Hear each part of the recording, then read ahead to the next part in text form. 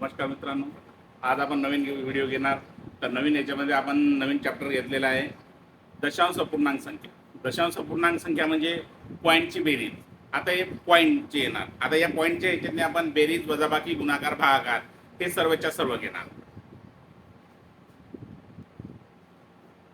चला, आपण यामध्ये सर्वात पहिले घेणार दशांश अपूर्णांक संख्येची बेरीज. आता दशांश पूर्णांक संख्येची बेरीज म्हणजे पॉईंटचे गणित. आता पॉईंटच्या बेरीजमध्ये काय कंडिशन होणार, इकडे लक्ष द्या. आता बघा, इथं दिलेलं आहे 12.75 प्लस 108 प्लस 13.12 प्लस 203.4. आता या गणिताला जर सॉल्व करायचं असेल तर काय करायचं, हे जर काही संख्या कुठे गेल्या चालते, फक्त पॉईंट एका खाली एक आला पाहिजे. जसं उदाहरण या संख्येची बघा 12.75, पुन्हा पॉईंट खाली पॉईंट टाका. आता ह्या संख्येतली कोणताही पॉईंट नाही आहे म्हणजे पूर्ण संख्या पॉईंटच्या अलीकडे येणार. नंतर इथं पुन्हा पॉईंट खाली पॉईंट, इथे येणार 13.12. इकडं काही नाही म्हणजे सरळ सरळ 0 टाकून दिले तर चालते किंवा नाही टाकलं तरी चालते. इकडं सरळ सरळ पुन्हा पॉईंट खाली पॉईंट 203, इथं 4. आता जेवढे दिले फक्त आपलं एकच टार्गेट असलं पाहिजे, पॉईंट खाली पॉईंट टाका, बाकीच्या गोष्टी ऑटोमॅटिकली जे आहे ते मांडून टाकायची. आता यापर्यंत सर्वांची बेरीज करायची आहे. सर्वांची बेरीज इथं झाले 7, इथं 8, 8 आणि 4 12, 12 2 हातचाला 1 आले बघा. इथं झाले 10, 10 आणि 6 16, 16 ने 17, पॉईंट खाली पॉईंट हातचाला 1, इथं आले 3, इथं आले 3, म्हणजे आपलं उत्तर येणार 337.27. बघा, पॉईंट खाली पॉईंट जर टाकला तर ते सर्व लवकर क्लिअर होईल. संख्या कुणीकडे जाते जाऊ द्या, जिकडे जसे जातील तसे जाऊ द्या, फक्त पॉईंट खाली पॉईंट मांडा आणि संख्या खाली संख्या मांडा, बरोबर उत्तर येऊन जाईल. त्यानंतर दुसरं बघा, त्या दुसऱ्या गणितात 171.25, पुन्हा पॉईंट खाली पॉईंट मांडा.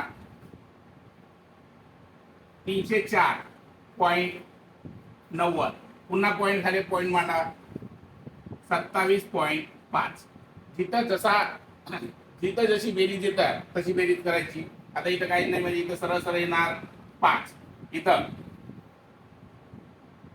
9, 10 11, 11 आणि 5 1606 हातचाला 1, हे झाले 12, 12 ने 13, पॉईंट खाली पॉईंट येणार हातचाला 1, हे झाले टोटल 10, 10 0 हातचाला 1, टोटल झाले 5. म्हणजे आपलं उत्तर येणार 503.65. आता बघा, समोरचे गणित आपण एकाच वेळेस घेतलेले आहे. आता एकेकान सॉल्व्ह करू. आता याच्यात काय होणार, संख्या आपल्याला तशा तशा मांडायच्या आहे. संख्या जर मांडल्या तर बघा किती दिलेलं आहे, 280.65. समोरच्या याच्यात जर म्हटलं तर प्लस मध्ये पॉईंट खाली पॉईंट टाका, 741.12, 741.12. त्यानंतर पुन्हा पॉईंट खाली पॉईंट टाका, 34.5. इथं पुन्हा लक्ष द्या, 280.65,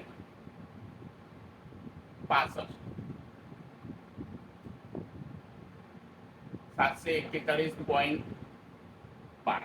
आता बघा, जसं जिथं जसं कॅल्क्युलेशन होतं तसं कॅल्क्युलेशन करायचं. 5, 5 आणि 2 7. कदाचित कॅल्क्युलेशन करायला जर मागं पुढे जर होत असेल तर आपण रप कॅल्क्युलेशन करून घ्यायचं. कॅल्क्युलेशन करण्याची काही लाज नसली पाहिजे, कारण कॅल्क्युलेशन जर आपण जर तसं जर नाही केलं तर गणित कुणीकडच्या कुणीकडे चाललं जाते ना, आपल्या टाइमवर जसं पाहिजे तसं उत्तर येत नाही. म्हणून कॅल्क्युलेशन करायचं. आता इथं बघा, इथं 6, 6 आणि 6 12, 12 2 हातचाला 1, तिथं पॉईंट जसंच्या तसा. इथं झाले 6, इथं 8 आणि 4 12, 12 आणि 3 15 हातचाला 1, म्हणजे झाले 10. म्हणजे तुमच्याकडे उत्तर येणार याचं 1056.27. एवढं तुमचं उत्तर खतम. हे झालं पहिलं तिसऱ्याचं. आता याच्यात याचं उत्तर जर काढायचं असेल तर याच्या खाली काढू 323, इथं पॉईंट टाकायचा.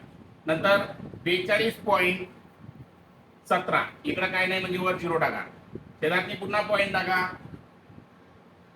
441.412. तर 0 इथे 0. जसं येते तशी बेरीज करून टाका. आता याच्यात बघा इथे किती आले, इथे आले 2, इथे येणार 8, इथे येणार 5, पॉईंट खाली पॉईंट, इथं 5 आणि 1 6, 4 आणि 4 8, 8 आणि 2 10, 10 0, आजचाला 1, इथे आले 5, 5 आणि 3 8, म्हणजे उत्तर येणार आपलं 806.582. आता बघा हे पण संपलं. आता समोरच्या ह्याच्यात हे मोडतो आणि समोरचं गणित घेतो.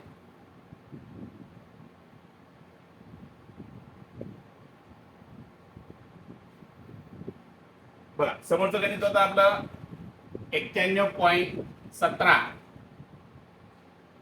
पुन्हा पॉईंट खाली पॉईंट टाका, 141. इकडं काही नाही म्हणजे 0.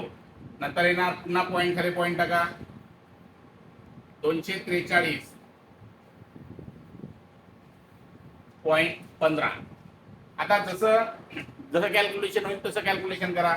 आता इथं 7 आणि 5 12, हातचाला 1, म्हणजे इथे येणार 3, इथे येणार 5, पॉईंट खाली पॉईंट टाका, इथं 10, 10 आणि 7 17, हातचाला 1, म्हणजे इथं आले 4, म्हणजे आपलं उत्तर येणार 475.32.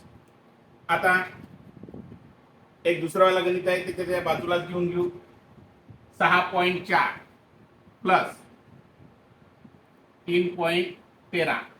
जसा जसा जसं कॅल्क्युलेशन करता येईल तसं कॅल्क्युलेशन करा. वरच्या ह्याच्यात इथं 3, इथं येणार 5, पॉईंट खाली पॉईंट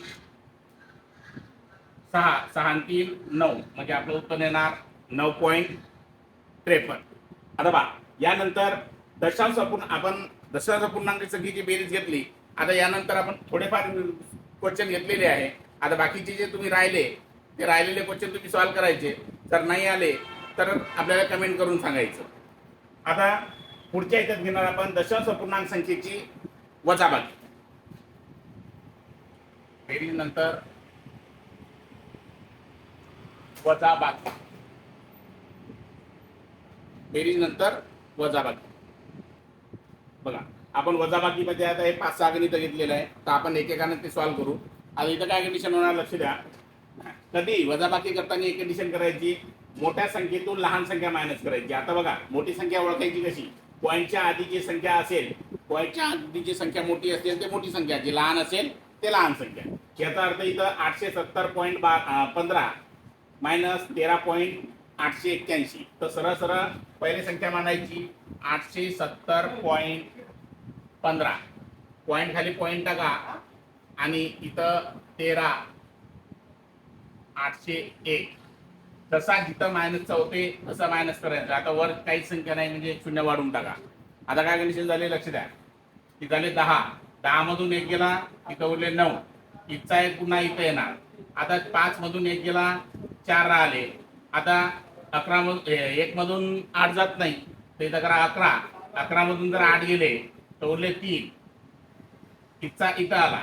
पुन्हा 10 मधून 4 गेले, 6 राहिले. पॉईंटच्या खाली पॉईंट टाका, इथचा 1 इथं, इथं उरले तुमचे 5 आणि इथं येणार 8.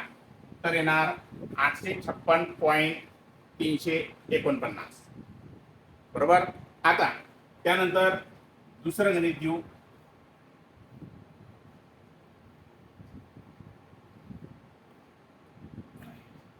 बघा 432 पॉईंट, त्याच्यानंतर जे आहे संख्या कोणतीच नाही सोडून द्या. त्याच्यात मी पॉईंट खाली पुन्हा पॉईंट टाका आणि 321.141.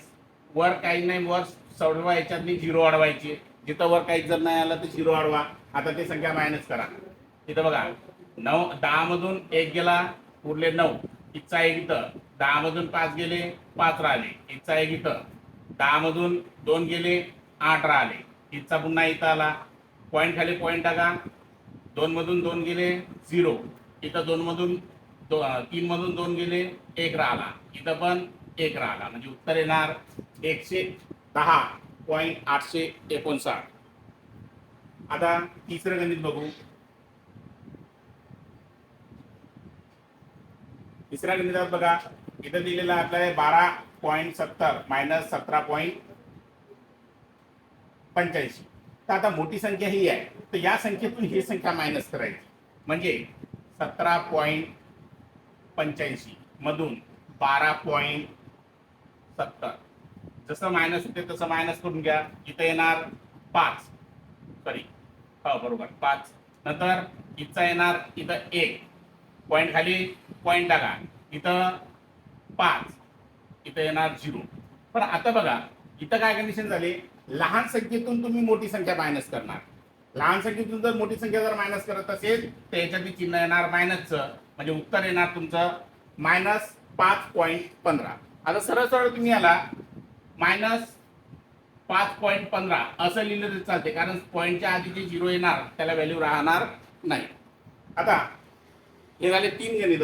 याच्या समोरचं चौथं गणित बघा.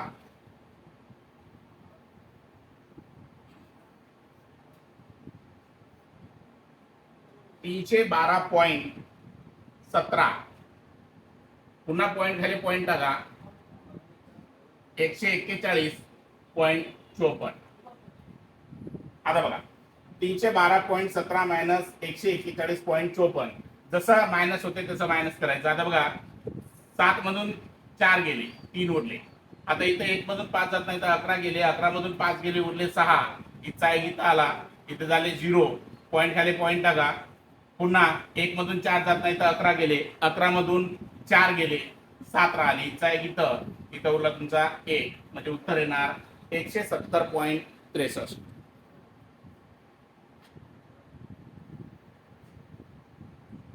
आता बघा समोरचा 5व्या नंबरचा गणित. आता यामध्ये काय आहे बघा, 170 मायनस 130.12 मायनस 13.12.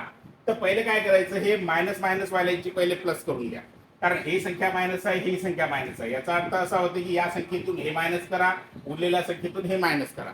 मग हे कंडिशन करताना आपण पहिले मायनस मायनस वाले प्लस करून, म्हणजे 130.12 प्लस पॉईंट खाली पॉईंट टाका, इकडे आले 13, इथं आले 12, इथं 4, 2, पॉईंट 3, 4, 1, टोटल झाले तुमचे 143.24. पण चिन्ह लागणार याला मायनसचं, कारण हे दोन्ही संख्येची बेरीज होणार, पण चिन्ह लागणार मायनसचं. आता ह्या संख्येतून ती संख्या मायनस करायची आहे, पण ते जात नाही. तर तेव्हा काय करायचं, 143.24 मधून सरळ सरळ 170. एक मिनिट, ही संख्या छोटी झाली, म्हणजे 170 मायनस 143.24. याचा अर्थ असा बनणार, हे संख्या छोटी आहे, या संख्येतून जाते, मग सरळ सरळ 170 पॉईंट खाली पॉईंट टाका, 143.24 वर 0 0 लावा, याच्यात मी मायनस करा. आता मायनस केल्यानंतर काय होणार लक्ष द्या, 10 मधून 4 गेले तर 6 राहिले, इथचा एक इथं आला, 10 मधून 3 गेले 7 राहिले, इथचा एक इथं आला, 10 मधून 4 गेले पुन्हा 6 राहिले, इथचा एक इथं आला, झाले 5, इथं उरले 2, आणि इथं तुमचं उत्तर येणार 26.74. आता समोरचा एक राहिलेला जो गणित आहे 6वा, ते समोरचा घ्या.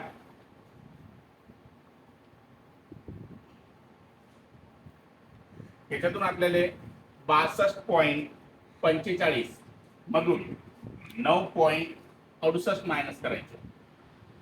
आता मायनस करणार बघा, 5 मधून 8 जात नाही, हातचा करा 15, 15 मधून 8 गेले 7 राहिले, इथचा एक इथं आला, इथे झाले 7, एक हातचा गेला, 14 मधून 7 गेले 7 राहिले, इथचा एक इथं येणार, इथं झाले 10, इथं 12 मधून 10 गेले 2 राहिले, इथचा एक इथं येणार 5, पॉईंट खाली पॉईंट टाका, उत्तर येणार 52.77.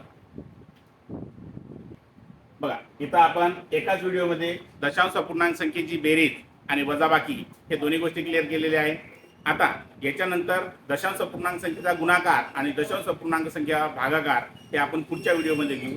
जर तुम्हाला हा व्हिडिओ जर आवडला असेल तर तुमच्या मित्रांपर्यंत शेअर करा, कमेंट करा, लाईक करा. धन्यवाद.